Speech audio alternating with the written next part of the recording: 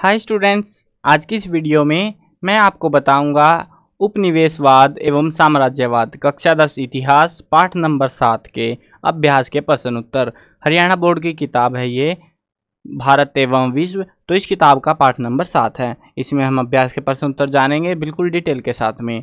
चलो शुरू करते हैं। मैं हूँ अजय और आप देख रहे हैं CCL क्लास। तो पहला पॉइंट आ रहा है वो है आओ जाने। क्या जानना है, चलो जानते हैं। साम्राज्यवाद, प्रश्न नंबर 1 है साम्राज्यवाद एवं उपनिवेशवाद का अर्थ व साम्राज्यवाद के प्रसार के में कौन कौन सी परिस्थितियां सहायक रही। तो ये हमको इसमें बताना है। देखो वैसे तो मैंने पूरा चैप्टर पढ़ लिया है, पढ़ा दिया आपको भी, बट एक चीज़ है, सिंपल सी बात है, इस चैप्टर से मेरे को नहीं लगता कि इतना ज़्यादा जो है इंपॉर्टेंट क्वेश्चन ये अब आएंगे। मतलब मैक्स टू मैक्स मुझे लग रहा है 2-3 नंबर का चैप्टर है। अगर मूड बना देने का तो दे देंगे वो, नहीं तो नहीं भी देंगे। तो ऐसा चैप्टर है ये, तो इस पे ज़्यादा मतलब फोकस करने की हमें ज़रूरत नहीं रहनी चाहिए। बाकी जो चैप्टर्स हैं उसमें थोड़ा इंपॉर्टेंट है, मैं बता देता हूँ कि भैया इसमें से आ सकते हैं, इतने नहीं आते हैं। तो इसमें ज़्यादा जो है ना तो क्वेश्चन अच्छे बन रहे हैं और मतलब ऐसे है, एक स्टोरी टाइप का है, एक बोल सकते हो, आपको आइडिया देने की कोशिश करी गई है इस पूरे चैप्टर में। सो यहाँ पे ज़्यादा क्वेश्चन बनते नहीं हैं अच्छे वाले, एक आधी क्वेश्चन बनते हैं। चलो फिर भी हमें तो अभ्यास के करने हैं यार, पहले अभ्यास के करते हैं फिर देखते हैं। महत्वपूर्ण प्रश्न उत्तर मैंने वीडियो बना रखी है, तो चाहो तो वो देख सकते हो आप।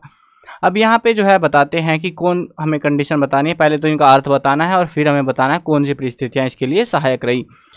किसी शक्तिशाली देश द्वारा किसी निर्बल और गरीब देश को अपने अधीन लेकर उनसे आर्थिक लाभ उठाने की प्रवृत्ति उपनिवेशवाद कहलाती है। इस प्रकार की नीति का अनुसरण यूरोप में सामान्यतः 1500 ईस्वी से 1750 ईस्वी के बीच किया गया। 19वीं शताब्दी में से साम्राज्यवाद नाम दिया गया। मतलब पहले जो है जो चीज़ किसी देश पे कब्जा करते थे ये लोग, तो पहले उसको कहते थे उपनिवेशवाद और बाद में इसको कहा जाने लगा साम्राज्यवाद। थोड़ा सा फर्क है, वो हम आने वाले क्वेश्चंस में जान लेंगे इसको।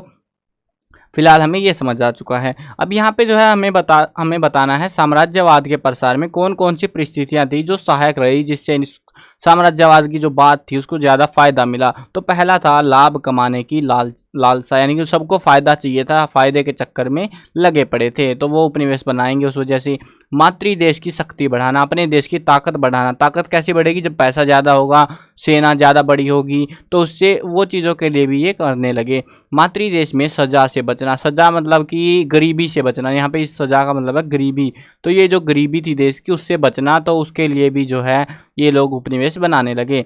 स्थानीय लोगों का धर्म बदलवाकर उन्हें उपनिवेशिक धर्म में शामिल करना, यानी कि अपना वहाँ के जो लोग हैं उनको अपने धर्म में शामिल करना, अपने धर्म का प्रचार करना एक तरीके से। तो ये सारी परिस्थितियाँ थी जिनकी वजह से साम्राज्यवाद फैलने लगा, साम्राज्यवाद बनाया जाने लगा, दूर दूर के इलाकों पर कब्जे किए जाने लगे।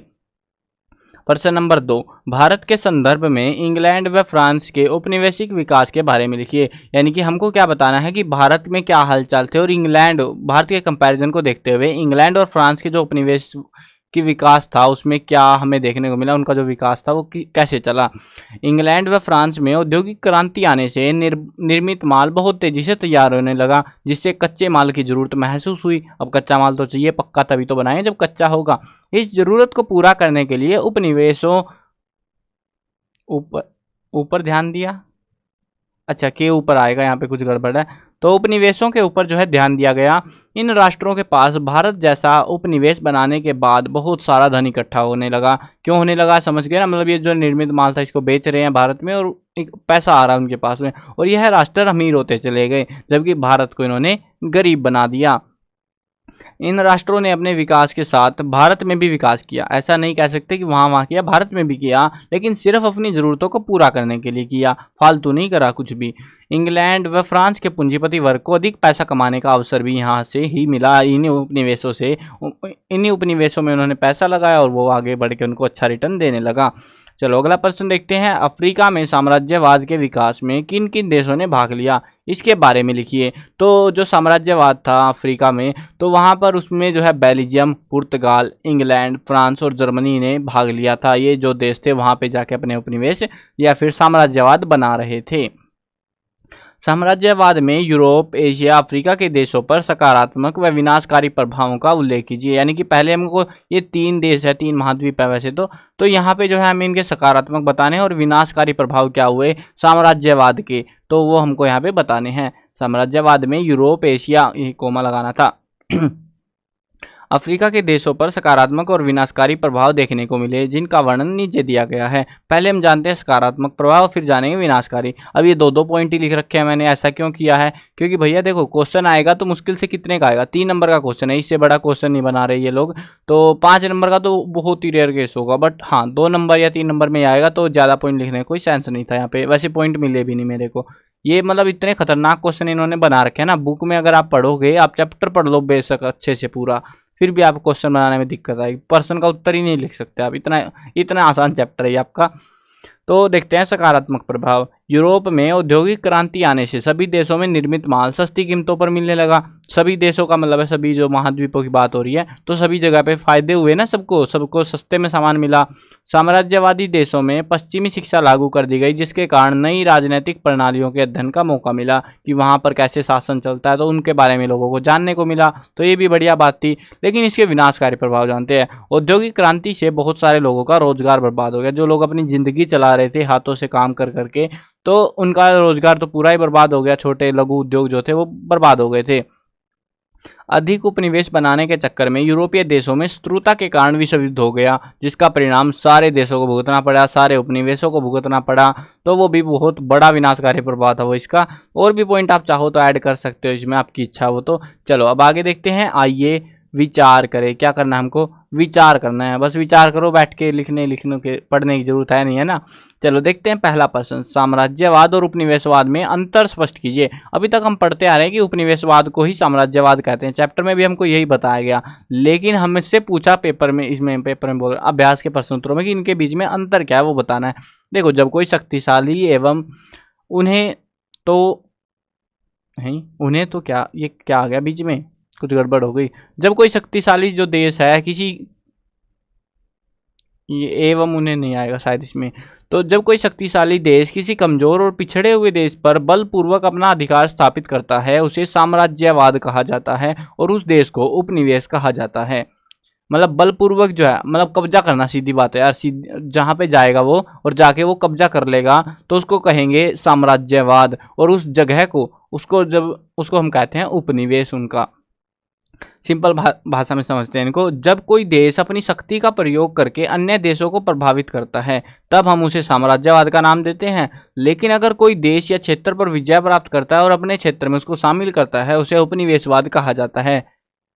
खोपड़ी में नहीं घुसा क्या? चलो यार दोबारा समझा देता हूँ। देखो, समझाने को ऐसे नहीं समझाएंगे, वापिस ये लाइन पढ़ लो भैया, समझ में आ गया। देखो एक्चुअली में समझो तुम कंसेप्ट को। ये एक देश है, देश नंबर ए है और देश नंबर बी है, और एक देश है हमारे पास सी देश जो है यहाँ पे दोनों के ऊपर हमला करता है, इसके ऊपर भी इसके ऊपर भी। अब जो है यहाँ पे आते ही इस देश में आया, इसने अपनी इस जमीन को इस पे कब्जा मारा और इसको अपने साथ मिला लिया, दोनों इकट्ठे हो गए। अब इसने जो है बस और कुछ नहीं करा, अपने व्यापार जैसे चल रहा था सब चल रहा है मस्त वाला। लेकिन इसने क्या करा, सी ने ए के साथ में ए पे कब्जा मारा और इसके जो ए और बी के आपस में व्यापार हो रहे थे या कहीं और सामान भेज रहा था वो बंद कर दिए कि हम नहीं भेजने देंगे, सारा सामान हमें दो। तो इससे क्या हुआ, पूरा सिस्टम बिगड़ गया, बाकी देशों का भी सिस्टम बिगड़ गया, तो बाकी देश प्रभावित हुए। तो इस वाली कंडीशन में इसको हम कहेंगे साम्राज्यवाद और इसको कहेंगे सिर्फ उपनिवेश, क्योंकि इसने भैया कुछ नहीं करा, सिर्फ जमीन उधर से उधर चली गई, किसी और के नाम हो गई। तो वो बात है, ठीक है। अभी समझ में आ गया ना, थोड़ा सा अंतर है बस, छुटकू सा, ज्यादा मेजर अंतर नहीं है ये। साम्राज्यवादी राष्ट्रों ने शोषण के कौन कौन से तरीके अपनाए? ये वाला क्वेश्चन बहुत इंपॉर्टेंट है इस चैप्टर से, अच्छे से कर लेना। चलो, कौन कौन से तरीके अपनाए थे राष्ट्रों ने? जो साम्राज्यवादी जो राष्ट्र थे, देश थे, उन्होंने शोषण करने के तो बहुत सारे तरीके अपनाए। पहला था कि उन्होंने उपनिवेशों से कच्चा माल सस्ती कीमतों पर प्राप्त किया, जबरदस्ती किया, क्योंकि कब्जा था भैया, करेंगे वो तो मर्जी है उनकी। साम्राज्यवादी राष्ट्रों ने अपने उपनिवेशों से धन अपने देश पहुंचा दिया, जिससे वह उपनिवेश गरीब हो गया। जहां भी इन्होंने कब्जे मारे, धन उठा उठा के अपने देश पहुंचाते रहे, तो गरीब कंगाली तो वहीं आएगी जहां से उठा के ले जा रहे हैं। साम्राज्यवादी राष्ट्रों ने अपने उपनिवेशों में अपने देश का निर्मित माल सस्ती कीमतों पर बेचकर उपनिवेश के लघु उद्योग बंद करवा दिए। यानी कि अपना जो मशीन औद्योगिक क्रांति आई थी ना यूरोप के अंदर, तो उन्होंने क्या करा, ज़्यादातर ने उस क्रांति के चलते अपना जो सामान था दूसरे जहां अपने उपनिवेश में सस्ती कीमतों पर बेचते, और वहां पर जो छोटे काम धंधे चल रहे थे उनको बंद करवा दिया, सारा सामान उन्हीं का बिकने लग गया। साम्राज्यवादी राष्ट्रों ने अपने उपनिवेशों में ईसाई धर्म का बहुत प्रचार किया, जिससे वहां की संस्कृति बर्बाद हो गई। साम्राज्यवादी राष्ट्रों ने अपने उपनिवेशों में किसानों से अपनी ज़रूरतों की खेती करवाई। जैसे भारत में नील की खेती करवाई, कहीं पर अफीम की खेती हो रही थी, तो अपने हिसाब से ही वो खेती करवा रहे थे, मजबूर कर रखा था। तो इस तरीके से उन्होंने कुल मिला के अपने उपनिवेशों में लोगों का शोषण करा था। ठीक है, तो कौन कौन से तरीके अपनाए वो हमें बताना था। तो ये तरीके अपनाए, ऐसे ऐसे उन्होंने कांड करे जिससे देश बर्बाद होए। चलो अगला प्रश्न देखते हैं। प्रश्न नंबर 3, भारतीय कृषि और किसानों पर उपनिवेशवादी व्यवस्था के क्या दुष्परिणाम रहे, स्पष्ट कीजिए। क्या मतलब बुरे परिणाम क्या पड़े उसके, जो खेती थी और किसान थे उनके ऊपर उपनिवेशवादी जो व्यवस्था आई, मतलब उपनिवेश बन गया ना जब भारत, तो उस समय जो है क्या परिणाम देखने को मिले किसानों को और खेती को। भारत की ब्रिटिश सरकार ने किसानों से लगान इकट्ठा करने के लिए जितने भी भूमि प्रबंध कानून लागू किए, वे सब किसानों के शोषण पर आधारित थे। किसानों की लगभग आधी उपज लगान चुकाने में लग जाती थी। कर इकट्ठा करने के नियम इतने कठोर थे कि किसान को हर हाल में, चाहे उपज हो या ना हो, कर देना पड़ता था। महाजनों से ऊंचे ब्याज पर पैसा उधार लेने और सरकार को समय पर कर करना, ये अलग अलग था। ठीक है ना, कर ना दे पाने की वजह से किसानों से उनकी भूमि छीन ली गई। अधिक कर देने की वजह से भी अधिक गड़बड़ हो रही है यार अब की बार, मतलब लिखे सही थे, बाद में कुछ एडिटिंग में हो गया, कुछ टाइपिंग वगैरह में। चलो कोई ना, इनको मैं फिक्स आउट कर दूंगा जो छोटी मोटी एरर आ रही है। तो देखो यहाँ पे अधिक नहीं आएगा, यहाँ पे कुछ ही नहीं आएगा। ठीक है, कर ना दे पाने की वजह से जो है किसानों ने अपनी भूमि खुद भी छोड़ दी। ज़्यादातर जो किसान थे ना, उन्होंने क्या करा, अपनी खेती जो जहाँ पे खेती कर रहे थे उसको छोड़ के भग लिए कि भैया हमारे पास ज़मीन ही नहीं है, तो कर नहीं देना फिर उसके चक्कर में। अच्छा ठीक है, यहाँ पे अधिक कर देने की वजह से, ठीक, ओके ओके, ये अधिक ही आएगा यहाँ पे। ठीक है, तो अधिक कर देने की वजह से, मतलब ज़्यादा कर था ना बहुत सारा, तो उसकी वजह से किसानों ने अपनी ज़मीन खुद भी छोड़ दी, जिससे भूमि बंजर हो गई, उपनिवेश और छीननी भी गई बहुत सारी जगहों पे। तो उसकी वजह से जो है उपनिवेशिक व्यवस्था ने कुल मिला के भारतीय कृषि और किसान दोनों को बर्बाद करके रख दिया। जो अपना मस्त हंस-पुस ज़िंदगी जी रहे थे वो नहीं छोड़ी उनकी ज़िंदगी।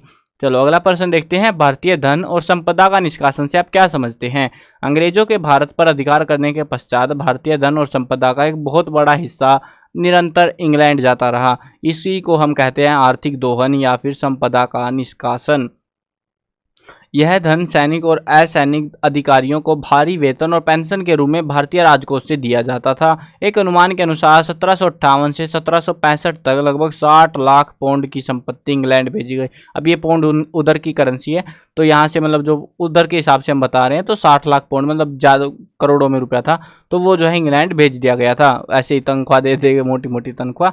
आओ कुछ करके देखे। मानचित्र पर साम्राज्यवादी देशों द्वारा भारत में जो बस्तियां स्थापित की गई उनकी स्थिति को हमको दर्शाना है।